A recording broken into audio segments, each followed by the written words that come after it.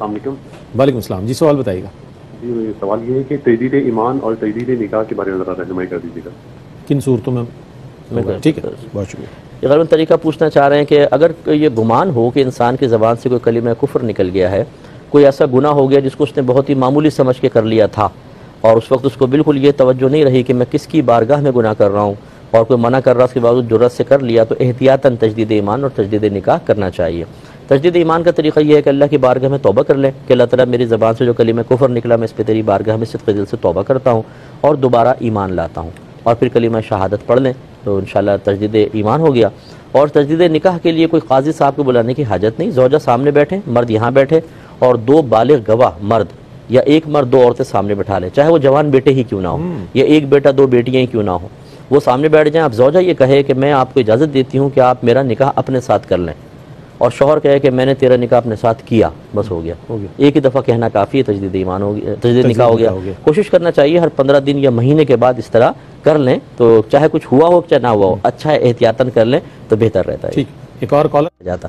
یہ کہتی ہے کہ بغیر وضو جو اصلاحی کتابیں ہیں یا دیگر کتابیں ان کو ہاتھ لگا سکتے ہیں، بس قرآن کو چھونا منع ہوتا ہے بے وضو حالت میں، حالت جنابت میں بھی، تو آیت پر ہاتھ نہ لگے، نہ اس کے ترجمے پر، اگر سائیڈ سے ایسی کتابیں پکڑیں تو کوئی حرج نہیں ہے۔ مخصوص ایام کا بھی حوالہ دیا تھا، جی ہاں، وہی مخصوص ایام میں ہوں چاہے بے وضو ہوں وہی حکم ہوتا ہے۔ اور میرا اگلا کوشچن ہے کہ اگر وضو یا غسل کرنے کے بعد پتہ چلے کہ ناخنوں پر تھوڑا آٹا لگا رہ گیا تھا تو وضو اور غسل کا کیا حکم ہوگا؟ ہو بھی جائے تب بھی روزہ ہو جائے گا، مسئلہ نہیں ہے۔ اور اگر آٹے کا جرم یعنی جسم تھوڑا بہت ہاتھ میں لگا رہ گیا اور وضو اور غسل کر لیا، تو جو بہنیں آٹا گوندتی ہوئی رہتی ہیں اس فیلڈ کی ہیں ان کے لیے شرعی عذر ہے، ان کا وضو بھی کامل ہے غسل بھی، لیکن جو ایسا نہیں کرتی کبھی کبھار ہاتھ ڈالا ہے تو ان کے لیے بہرحال ان کو غسل کا اعادہ کرنا چاہیے۔ میں چاہتا ہوں مفتی صاحب کے پاس جو سوالات پہلے موجود ہیں ان پر کچھ کلام فرما دیں۔ یہ کویشچن تھا کہ نماز میں وسوسے بہت زیادہ آتے ہیں، اس کا کیا علاج کیا جائے؟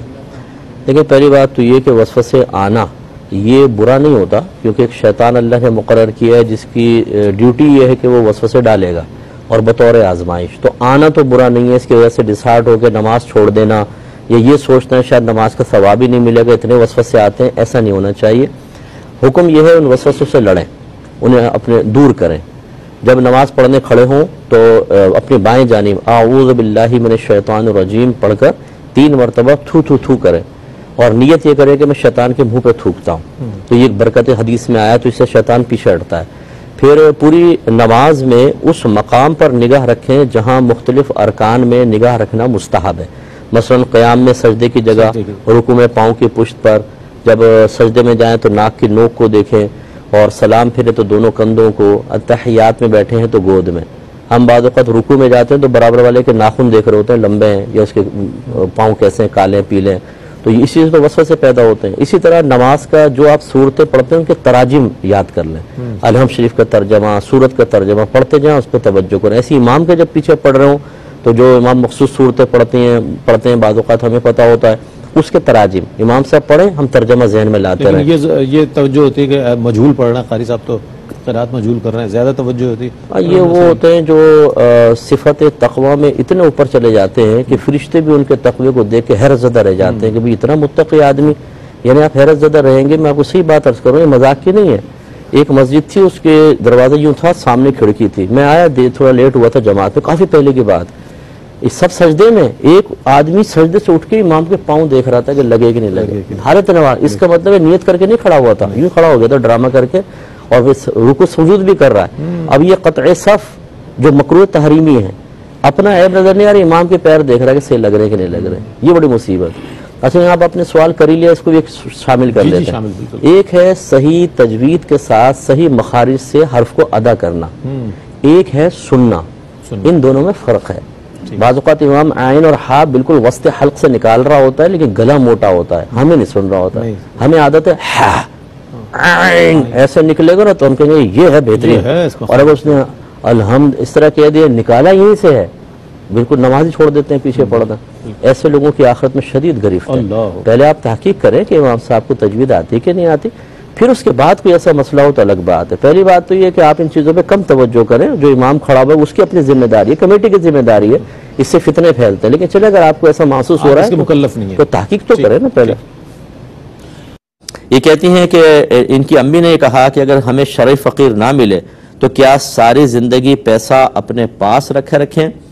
یعنی انہوں نے صدقے کی ترغیب دی تھی، جو انہوں نے مجھے بتایا کہ صدقے کی ترغیب دی تھی تو اور کہا کہ بھئی شرعی فقیر کو دیجیے گا، تو انہوں نے کہا کہ بھئی کیا ہم اپنے پاس ہی رکھیں، ہمارے پاس تو کوئی شرعی فقیر نظر نہیں آتا۔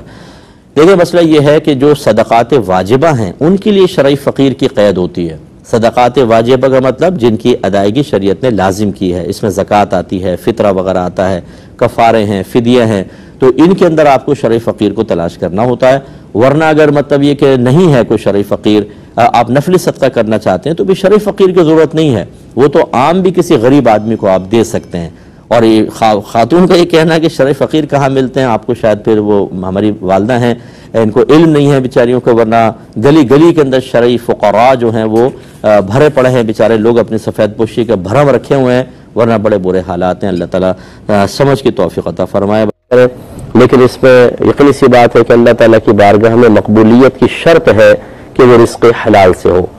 تو سب سے پہلے اپنے ذرائع آمدنی ضرور دیکھ لیے جائیں، اسی سے آپ صدقہ کریں۔ مشکوک ذریعہ آمدنی سے صدقہ کرنا یا خدا نخواستہ بالکل حرام قطعی سے صدقہ کرنا یہ بہت خطرناک ہے۔ حرام قطعی کا مطلب ہے کہ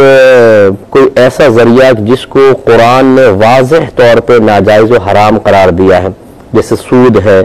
یا چوری ہے، ٹھیک ہے، کسی کا ناحق مال چھین لینا ہے، تو یہ جو اس طرح کوئی مال حاصل ہو اور پھر انسان اس میں یہ نیت کرے کہ چلو یار تھوڑا بہت اللہ کی راہ میں دے دیں تو ہو سکتا ہے اللہ تعالیٰ ہمارے اس گناہ کو معاف فرما دے، تو یہ میں نے آپ کو بارہا سمجھایا ہے کہ حرام مال سے صدقہ کر کے یہ سمجھتا ہے کہ اللہ تبارک و تعالیٰ ہم سے راضی ہو جائے گا اور ہمارا نام اعمال پاکیزہ ہوگا، صاف ستھرا ہو جائے گا، یہ بہت بڑی بیوقوفی ہے۔ اور حضرت سفیان ثوری رحمۃ اللہ علیہ اس کے بارے میں فرماتے ہیں کہ رزق حرام سے صدقہ کر کے اپنے آپ کو پاک سمجھنے والے کی مثال بالکل ایسی ہوتی ہے جیسے کوئی شخص کسی ناپاک کپڑے کو پیشاب سے پاک کرنے کی کوشش کرے اور سمجھے کہ یہ پاک اور طیب ہو گیا، تو وہ تو کہاں ہوگا، وہ تو اور زیادہ آلودہ ہوگا۔ اس لیے علماء کرام نے یہ بیان فرمایا کہ جو کسی حرام قطعی کو ثواب کی نیت سے خرچ کرے گا وہ دائرہ اسلام سے خارج ہو جائے گا۔ یہ اتنا خطرناک مسئلہ ہے۔ اور اگر کوئی رزق مشکوک ہے، حرام قطعی نہیں ہے، اس کے بارے میں بھی یہی حکم ہوتا ہے کہ تھوڑا سا یعنی انسان اس کو اللہ کے لیے خرچ کرے تو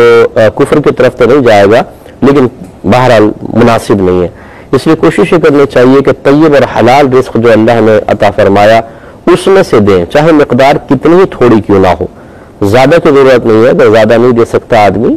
تھوڑا سا دے دے، 5 روپے 10 روپے نکال لے، مہینے کے اندر نکال دے تھوڑا بہت پیسہ، تو یہ بہت اچھا ہے۔ اور ضرورت مند کو دیں، یہ پیشہ ور فقیروں کو تو ہرگز نہ دیں، ضرورت مندوں کو دیں، تو انشاءاللہ عز و جل بہت حد تک بہتری ہوگی۔